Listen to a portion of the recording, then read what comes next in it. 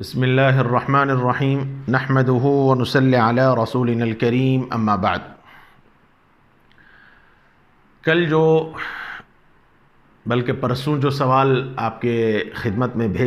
پیش کیا گیا تھا، اس پر ایک صاحب نے سوال کیا ہے، ایک وقت میں دو نمازیں بلا عذر پڑھنے کے سلسلے میں جو مسلک بتلایا گیا تھا شوافع کا اور احناف کا، تو ایک صاحب سعودیہ سے انہوں نے آج ایک سوال بھیجا ہے جس کا حاصل یہ ہے کہ ریاض سے سعودیہ عمرے کے لیے مکہ جاتے ہیں تو مغرب سے پہلے ریاض سے نکلتے ہیں اور اگلے دن صبح فجر کے وقت پہنچتے ہیں، تو اس درمیان مغرب عشاء کا مسئلہ ہوتا ہے، تو ڈرائیور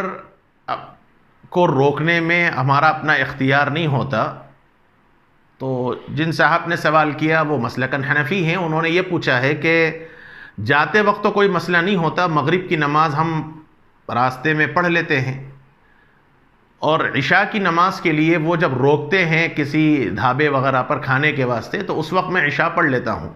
ورنہ عمومی اعتبار سے تو وہ ماحول وہاں مغرب عشاء ایک ساتھ پڑھنے کا ہے۔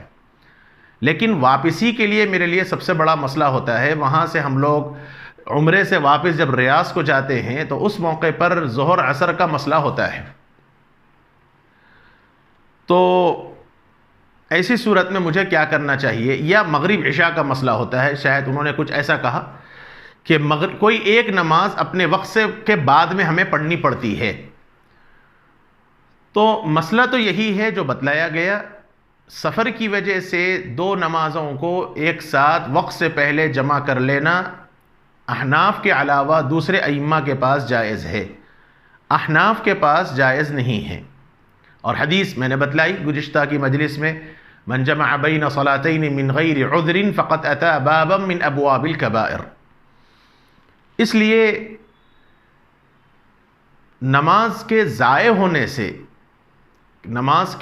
ہونے سے بچنے کے واسطے اگر جمع بین الصلاتین کر لی جائے اور اس کی شکل کچھ ایسے اگر ہو جائے کہ پہلی نماز کا وقت بالکل آخر میں نماز پڑھ لی جائے اور دوسری نماز کا وقت جیسے ہی داخل ہو تو دو نمازیں پڑھ لی جائیں، یہ بھی جمع کی ایک شکل ہے۔ لیکن اگر کوئی ایسی، جیسا صاحب نے سوال کیا کہ گاڑی روکنا ہمارے اختیار میں نہیں ہوتا اور وہاں کی گاڑیوں کی رفتار سبھی کو معلوم ہے، ایک ساتھ کئی گھنٹے چلتی ہیں، تو اس سلسلے میں اس عاجز کا رجحان ہے، ضروری نہیں ہے کہ میری اس رائے سے اور علماء بھی اتفاق رکھیں، اس عاجز کا رجحان یہ ہے کہ نماز کو قضا کرنے کے بجائے اگر جمع بین الصلاتین کر لی جائے، جبکہ دیگر ائمہ کے پاس اس کی گنجائش بھی ہے، تو انشاءاللہ یہ زیادہ بہتر عمل ہوگا اور اللہ کے نزدیک انشاءاللہ پکڑ کی بات نہیں ہوگی۔ ایک سوال اور آیا ہے اور اس سوال کا حاصل یہ ہے، وہ صاحب یہ پوچھتے ہیں کہ آج کل یہ دیکھنے میں آیا ہے کہ چند آدمی ہیں، ایک ہی گھر میں رہتے ہیں، ایک ہی ساتھ چل رہے ہیں اور نماز ساتھ پڑھتے ہیں، نماز کے معن بعد وہ ایک دوسرے سے مصافحہ کرتے ہیں، تو اس کی کہاں تک گنجائش ہے؟ اس کا سلسلے میں یہ بات ذہن میں رکھنا چاہیے کہ مصافحہ یہ تو مسنون ہے، بلکہ رسول اللہ صلی اللہ علیہ وآلہ وسلم کا معمول بھی تھا، خود صحابہ کا معمول تھا کہ آپس میں جب بھی ان حضرات کی ملاقات ہوتی تو وہ ایک دوسرے سے ضرور مصافحہ کرتے۔ رسول اللہ صلی اللہ علیہ وسلم نے فرمایا کہ جب دو مومن آپس میں ملتے ہیں، ایک دوسرے کو سلام کرتے ہیں اور ایک دوسرے سے مصافحہ کرتے ہیں، تو حضور نے فرمایا کہ ان دونوں کے ہاتھوں سے گناہ صغائر،